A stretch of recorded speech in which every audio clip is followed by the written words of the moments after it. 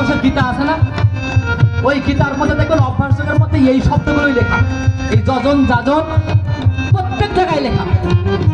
এই যে ঋত্বিক, সাধু কয় না, গোসাই কয় না, কি কয়? ঋত্বিক। ঋত্বিক বেদটা পড়ে দেখা লাগবে, বেদের মধ্যে বলছে ঋত্বিক কারা। তাহলে হিন্দুদের মূল ধর্মগ্রন্থ কি?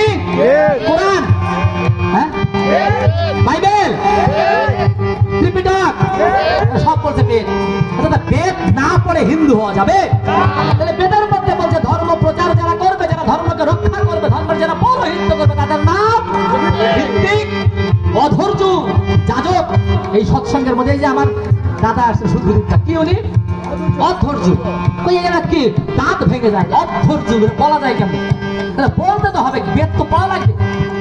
বেদে বলছে যখন আপনি যজ্ঞ করবেন, যজ্ঞের চারদিকে চারজন লাগে।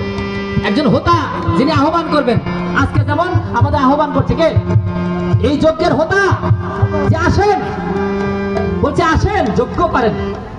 এবার যজ্ঞের হোতা, তাহলে আর বাকি তিন দিকে বসবে কে? যাজক, অধৈর্য, ঋত্বিক। এটা বেদ বলছে। তাহলে বেদ যা বলছে আপনি তার বাইরে কি বলেন? এবার এর মধ্যে ধারাবাহিকতা আছে অনেক রকমের, সেসব কথাই বড় কথা না যায়।